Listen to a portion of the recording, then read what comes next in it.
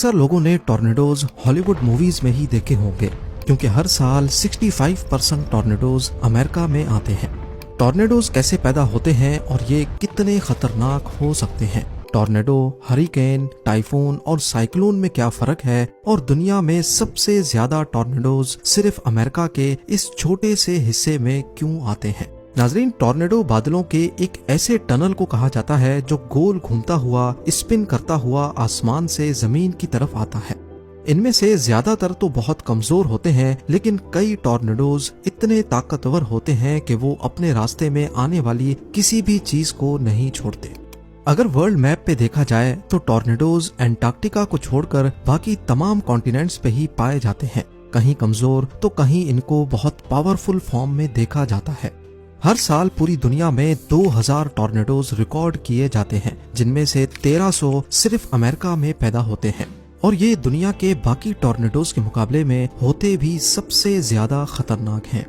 जहां पूरे अमेरिका में सालाना 1300 टॉर्नेडोज पैदा होते हैं, वहीं यहाँ एक ऐसा एरिया भी है जो अकेला साल में 800 के करीब टॉर्नेडोज बनाता है। इस एरिया में शामिल हैं टेक्सास, ओक्लाहोमा, कैंसस और नेब्रास्का। और इस खास एरिया को हम टॉर्नेडो एली कहते हैं। ये वो जगह है जहां टॉर्नेडोज के लिए बिल्कुल परफेक्ट कंडीशंस पाई जाती हैं। लेकिन इससे पहले हम ये जानें कि टॉर्नेडो एली में ही सबसे ज्यादा टॉर्नेडोज क्यों पैदा होते हैं, हमें पहले ये जानना होगा कि टॉर्नेडो बनता कैसे है। टॉर्नेडोज नॉर्मली थंडर स्टॉर्म के दौरान पैदा होते हैं, एक ऐसा खास किस्म का थंडर स्टॉर्म जिसको सुपर सेल कहा जाता है। ज्यादातर टॉर्नेडोज की पिक्चर्स देखी जाएं तो उसमें एक चीज कॉमन होती है और वो है ये वाला सुपर सेल। ये सुपर सेल नॉर्मली तब पैदा होता है जब ग्राउंड लेवल पे हवा की डायरेक्शन एक तरफ हो और आसमान में दूसरी तरफ। इन दोनों अलग अलग डायरेक्शन की हवाओं के दरमियान विंड टनल पैदा हो जाता है, जिसके अंदर हवा सर्कुलर पैटर्न में घूमती है। शुरुआत में ये विंड टनल हॉरिजॉन्टल होता है, जो कि नुकसान नहीं पहुंचा सकता। लेकिन अगर ये विंड टनल ऐसे एरिया के ऊपर हो जहां एवोपरेशन हो रही होती है तो फिर मामला गड़बड़ होना शुरू हो जाता है। जमीन का पानी भाप बनकर जब ऊपर की तरफ जाता है तो वो इस विंड टनल की डायरेक्शन को आहिस्ता आहिस्ता हॉरिजॉन्टल से वर्टिकल कर देता है और इसके वर्टिकल होते ही पूरी सिचुएशन ही चेंज हो जाती है। ये सिर्फ अब नॉर्मल थंडर स्टॉर्म नहीं, बल्कि ये स्पिन करता हुआ सुपर सेल बन जाता है। ये सुपर सेल तब मजीद भयानक हो जाता है जब जमीन से एवोपरेट होने वाले वेपर्स इसमें मुसलसल इकट्ठे होते रहते हैं, जो सुपर सेल की साइज को तेजी से बढ़ा देते हैं।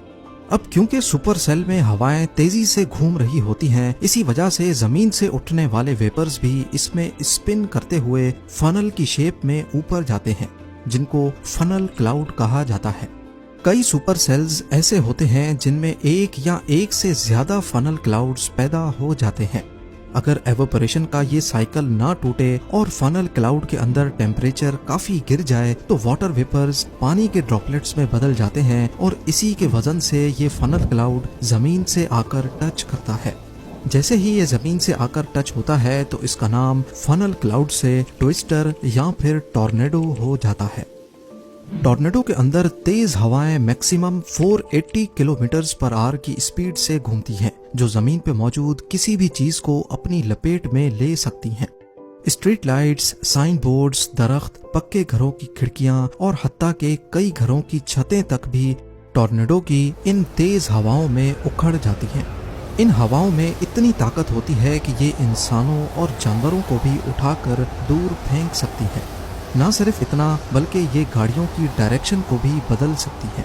जैसे जैसे टॉर्नेडो ट्रैवल करता है, वो अपने अंदर ये तमाम चीजें लेकर उनको दूर दूर तक फेंकता जाता है और ज्यादा नुकसान भी इसी की वजह से ही होता है।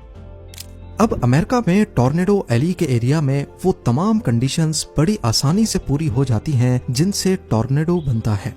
गल्फ ऑफ मैक्सिको से ह्यूमिड विंड्स यानी नमी वाली गर्म हवाएं नॉर्थ की तरफ जाती हैं और वेस्ट पे मौजूद पैसिफिक ओशन और गल्फ ऑफ कैलिफोर्निया से हवाएं पहाड़ों के ऊपर से होकर जब गुजरती हैं तो वो ठंडी भी हो जाती हैं और काफी ज्यादा ऊंची भी। वेस्ट से चलने वाली ये हवाएं साउथ से चलने वाली हवाओं को इंटरसेक्ट करती हैं, जिसकी वजह से इनके बीच एक विंड टनल बन जाता है।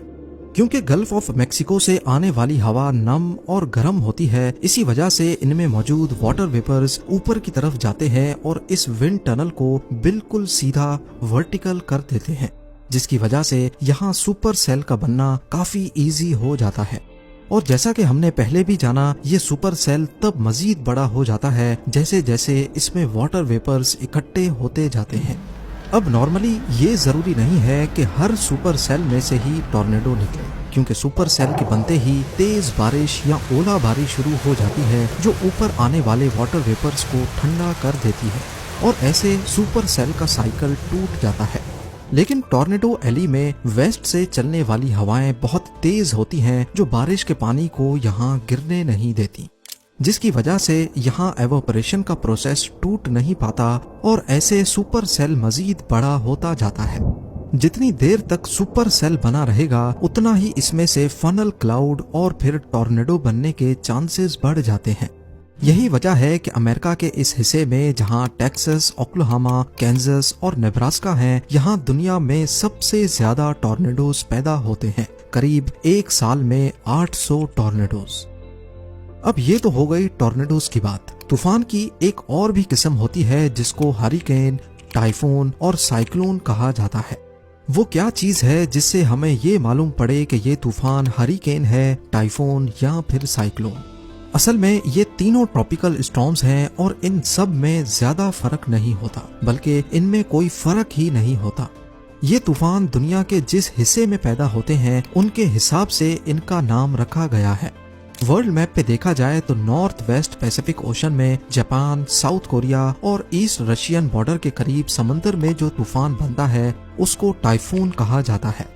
इसी तरह इंडियन ओशन में पैदा होने वाले तूफान को साइक्लोन और नॉर्थ अटलांटिक या ईस्ट पैसिफिक ओशन में पैदा होने वाले तूफान को हरिकेन कहा जाता है।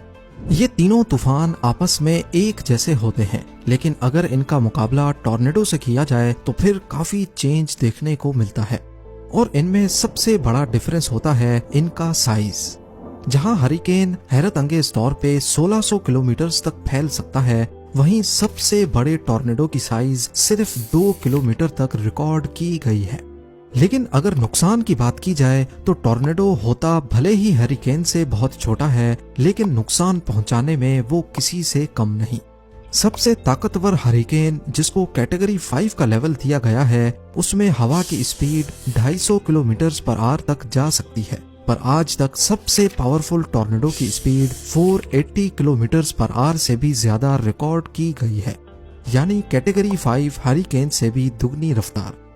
दूसरा डिफरेंस ये है कि हरिकेन को जहां 36 घंटे पहले से फोरकास्ट किया जा सकता है, टॉर्नेडो को प्रेडिक्ट करने के लिए सिर्फ 13 मिनट पहले पता चलता है। यही वजह है कि टॉर्नेडो जहां भी हमला करता है अचानक ही करता है। 3 मई 1999 की शाम को 6:23 पे अमेरिका में ओक्लाहोमा सिटी पे टॉर्नेडो ने अचानक हमला कर दिया था। जिस वक्त इसने हमला किया था उस वक्त तो ये कैटेगरी 4 था, लेकिन आहिस्ता आहिस्ता इसने कैटेगरी 5 की भयानक शक्ल इख्तियार कर ली। 85 मिनट्स तक ओक्लाहोमा पर तबाही फिरने के बाद $1 बिलियन का नुकसान करने और 36 लोगों की जान लेने के बाद ये आखिरकार थम गया। ये हिस्ट्री का सबसे बड़ा रिकॉर्डेड टॉर्नेडो था, जिसको आज ब्रिज क्रीक मोर टॉर्नेडो के नाम से याद किया जाता है। उस दिन ओक्लाहोमा पर तो सबसे बड़े टॉर्नेडो ने हमला किया था, लेकिन इसी दिन टॉर्नेडो एली की 5 स्टेट्स में टोटल 71 टॉर्नेडोज ने अलग अलग मकामात पर हमला किया। एक और वाक़े में टॉर्नेडो की अजीब शक्ल भी नोटिस की गई। 25 नवंबर 2018 को थाईलैंड के करीब कोह लिप आइलैंड पर टूरिस्ट ने समंदर में एक नहीं, 2 नहीं, बल्कि पूरे 4 टॉर्नेडोज को एक साथ पानी को टच करते देखा। बेशक पानी के ऊपर आने वाले टॉर्नेडोज इतने पावरफुल नहीं होते, लेकिन इसका मतलब ये नहीं कि इनको फॉर ग्रांटेड लिया जाए। ये अपने रास्ते में आने वाली किसी भी बोट या यॉट को आसानी से पलटा सकते हैं। फुटेज में आसानी से देखा जा सकता है कि आइलैंड से करीब 2 किलोमीटर दूर टॉर्नेडोज पानी के सरफेस को ठीक ठाक ऊपर तक उछाल रहे हैं, जिससे इनकी ताकत का अंदाजा लगाना मुश्किल नहीं है। अब जाहिर है इन तूफानों को कोई रोक तो नहीं सकता, लेकिन इनसे होने वाले नुकसानात को कम जरूर किया जा सकता है। वेदर सैटेलाइट्स की मदद से मीटियोलॉजिकल डिपार्टमेंट हर 5 मिनट के बाद समंदर में पैदा होने वाले तूफान पे नजर रखता है।